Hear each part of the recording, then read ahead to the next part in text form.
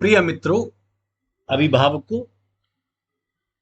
और प्यारे बच्चों, आज हम फिर इस चर्चा को करने बैठे हैं कि जो बच्चे मैंने अपने वो विद्यार्थी जिनको मैंने सिर्फ एक सब्जेक्ट पढ़ाया, भौतिक शास्त्र यानी फिजिक्स, लेकिन उनकी सफलता को मैंने देखा, कुछ हद तक देखा, कहां कहां तक देखा और मुझे क्या कमियां रह गई या अभिभावकों के लिए क्या क्या योगदान है।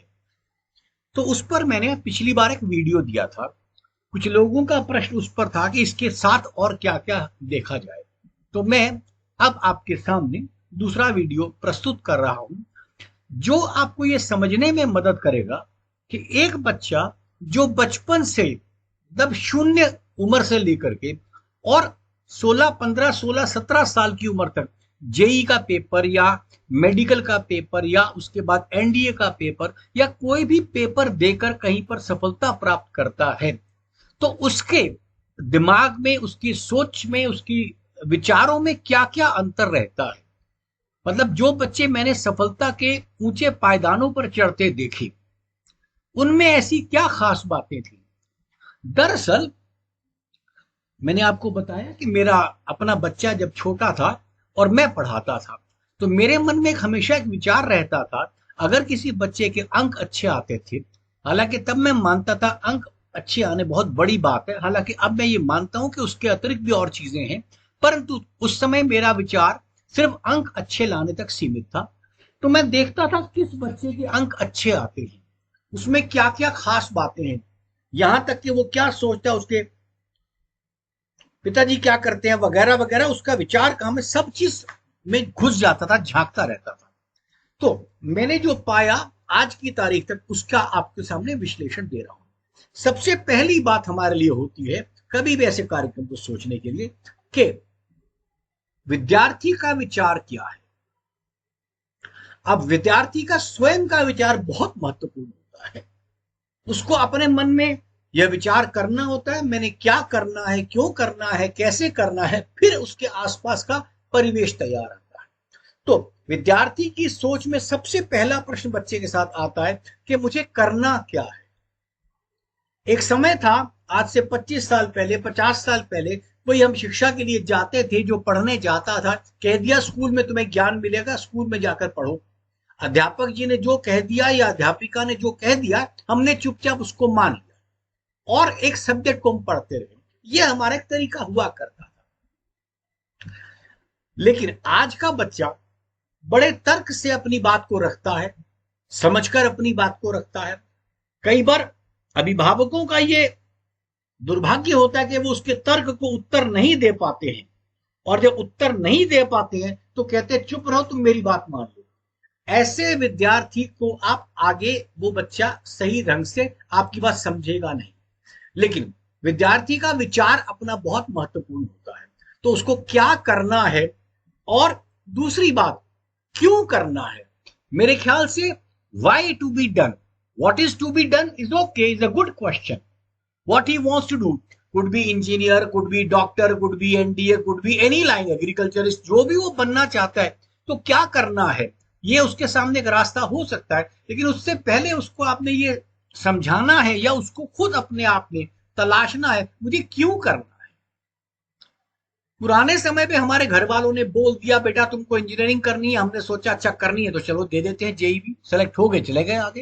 लेकिन आज वो स्थितियां नहीं, क्योंकि आप देखिए आज की स्थिति में जो बच्चे जेई एडवांस के लिए क्वालिफाई कर जाते हैं, मतलब जेई मेंस को क्लियर कर जाते हैं और जेई एडवांस को क्वालिफाई कर में जाने के लायक पेपर देते हैं, उनमें से भी 20-25% बच्चे जाते ही नहीं हैं जेई एडवांस देने। इसी प्रकार अभी पीछे समाचार था कि करीबन 1000 से, 1000 भी नहीं, 2,200 बच्चा, 2 साल पुराना न्यूज था कि 2,200 बच्चा आईआईटी के अंदर से अपने पहले फर्स्ट ईयर को क्रॉस करके ड्रॉप कर गया। सेकेंड ईयर में बच्चे आईआईटी को छोड़कर चले गए।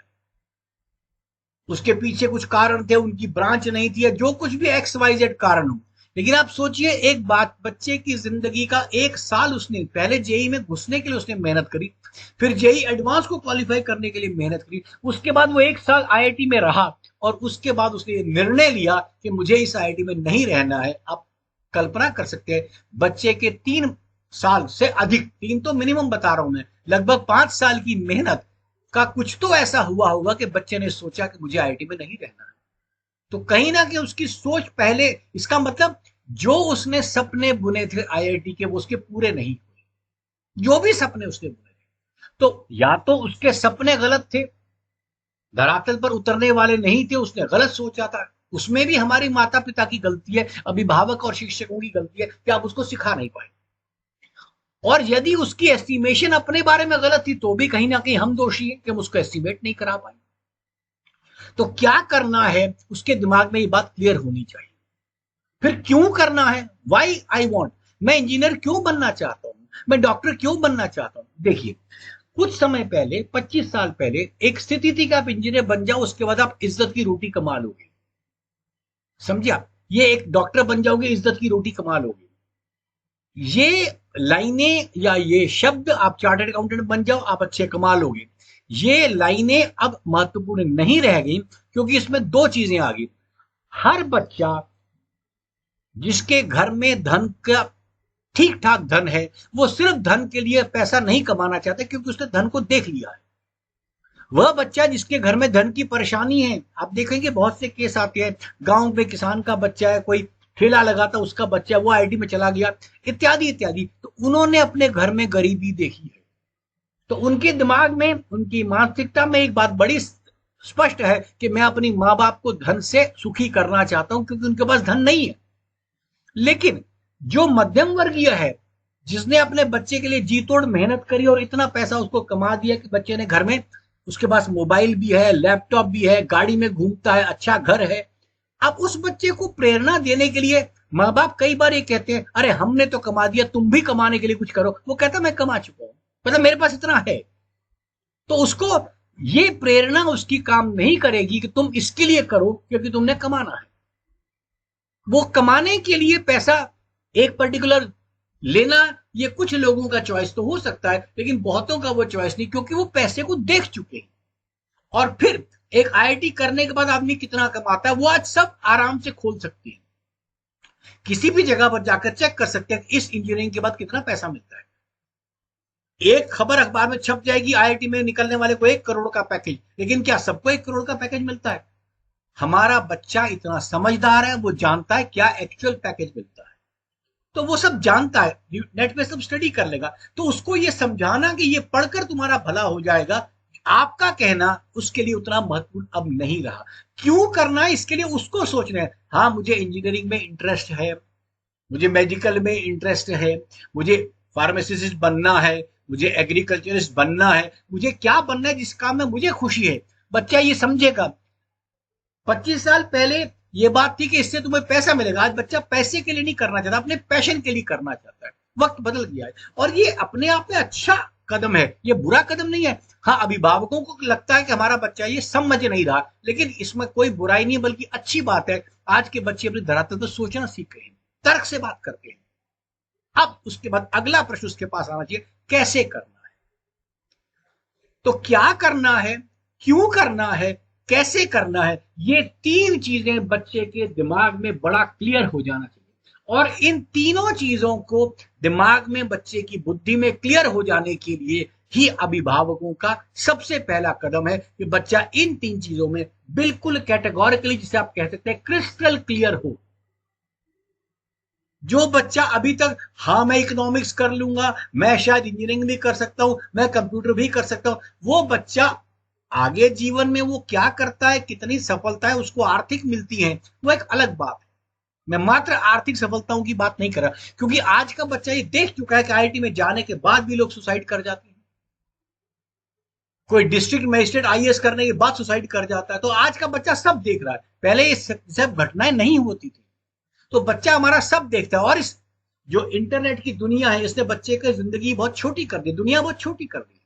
तो बच्चा हर चीज देख रहा है। तो आज वो आस्थाओं के दौर पर ये बात करना, ऐसा हमारे समय में होता था, हम सोचते हैं वो बच्चे को कन्विंस आपकी बात नहीं कर पाए, निश्चित नहीं कर पाएंगे, लेकिन बच्चे के साथ लग करके आप उसको सोचने में मदद कर सकते हैं कि क्या करना है, क्यों करना है, कैसे करना है। तो पहली बात, इन 3 चीजों में शिक्षकों का कम रोल है, अभिभावकों का पहले ज्यादा रोल है। पहले आप बच्चे से बात करें, वो क्या करना चाहते हो, हाँ भविष्य में कुछ तो करना है, क्योंकि अगर तुमने अब इसको और बड़ी ऊंची बात में ले लीजिए कि तुम्हारा धरती में जन्म हुआ है, तुमने कुछ तो करना है ना, मानवता की सेवा करनी है, अपना पैसा कमाना है, किसी के साथ द्वेष करना है, ईर्ष्या करनी है, तो तुम कुछ तो करने के लिए पैदा हुए। तो जो पहले वाली स्थिति थी, क्योंकि धन नहीं था, धन कमाने के लिए कुछ करना है, वो आज नहीं चलता है सबके लिए। और जिसके पास चलता भी है, वो विद्यार्थी एक बार धन कमा लेते कहता अब क्या। तो ऐसी स्थिति पर आने से पहले आपको समझा देना है। अगली बात, फिर विद्यार्थी का आत्मविश्वास किस रूप में है, विद्यार्थी को अपनी जगह पता होनी चाहिए। अब ये काम विद्यार्थी के आत्मविश्वास का है, जिसमें आपका योगदान बड़ा ही यथार्थवादी होना चाहिए। कई बार हम बच्चों कहते हैं कोई नहीं तुम कर लो, वो भी तो कर सकता है, तुम भी कर सकते हो। अरे उस बच्चे का जो कर सकता है उसका और आपके बच्चे का, मैं नहीं कह रहा मानसिक श्रेणी की बात करूं कि कौन अधिक बौद्धिक क्षमता वाला है, पर हो सकता है एक बच्चे की बौद्धिक क्षमता गणित में अच्छी है, दूसरे की विज्ञान में अच्छी है, तीसरे की इतिहास में अच्छी है, चौथे की संगीत में अच्छी है, पांचवे की कला में अच्छी है। ये हमारे समय के पुराने बने हुए जो टेंट्रम्स हैं कि साइंस ही करनी है, ये सब अब छोड़ दी, इससे बच्चा कन्विंस नहीं होगा। तो बच्चा का अपना आत्मविश्वास यथार्थवादी होना बहुत आवश्यक है। और इस यथार्थवादी आत्मविश्वास को करने के लिए आप जो कर सकते हो, वो बच्चे के साथ मिल करके बैठ करके, अब यहां पर सिर्फ माता पिता नहीं, शिक्षक भी आएंगे, परिवेश भी आएगा, घर के दूसरे लोग भी आ सकते हैं, वह व्यक्ति जिस पर विद्यार्थी विश्वास करता है। और अब विश्वास बच्चे का आपको कमाना पड़ता है। अब ये मत समझिए मैं उसकी मां हूं, पिता हूं, तो ये नहीं होने वाला, इसके लिए आपको सोचना पड़ेगा। तो क्या करना है, बच्चे को अपनी जगह सोचना है, क्या मैं ये कर सकता हूं जो मुझे करना है।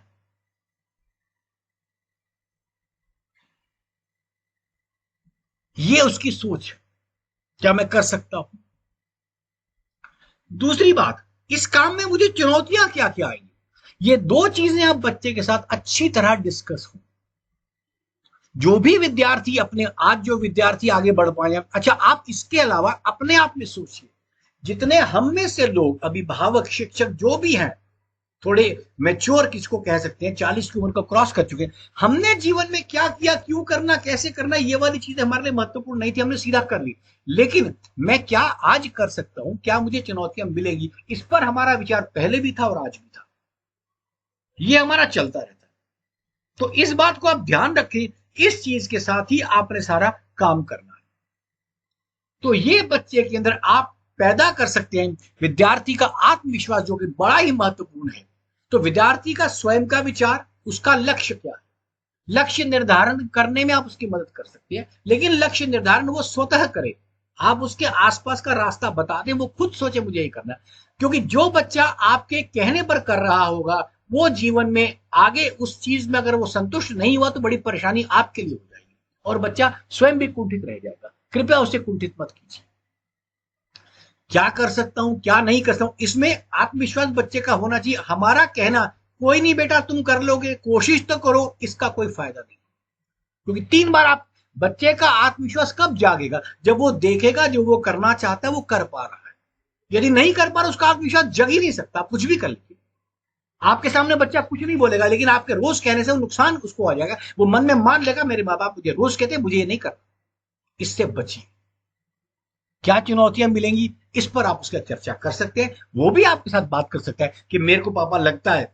इसके लिए आपको, मैंने जैसे अपने पुराने वीडियोस में कह रखा है कि 7 साल से पहले और 7 से 13 के बीच के लालन पालन में अगर आपने सही तरीके से बच्चे से अपने संबंधों को सुधार रखा है, तो बच्चा अब आपसे खुलकर बात करेगा, मामा मैं ये काम करना चाहता हूं, मुझे इस एग्जाम के लिए क्या क्या परेशानी हो सकती है, अच्छा मुझे लगता है मामा मैं ये प्रॉब्लम है, क्या मैं ये वाली कोचिंग ज्वाइन करूंगा तो मेरे से हो जाएगा। वो आपसे मतलब डिस्कस करेगा, बजाय आप उसको कहें नहीं ये हो सकता है।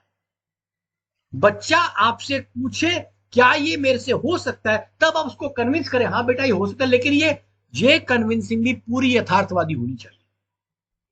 बच्चे के आज तक की पढ़ाई जब बच्चे ने करी हुई है, उसमें बच्चा कितना स्ट्रांग है, ये सब देख के करिएगा, क्योंकि उसके बिना करेंगे तो बच्चा आपके पीछे पड़ जाएगा, आपका कहना था हो जाता है, मेरे से नहीं हो रहा, तो आपसे संबंध उसके खराब होंगे। इसको जरूर ध्यान रखिएगा। अगले वीडियो में इसके बाद मैं फिर बात करूंगा कि बच्चे की इस परेशानियों को, जो हमारे पास बच्चे की बातें आएंगी, अभिभावक का रोल उसमें कैसे कैसे कहां कहां, शिक्षा का रोल उसमें कैसे कैसे कहां कहां आएगा। यहां तक मैं कह के मैं अपनी वाणी को विराम देता हूं। धन्यवाद।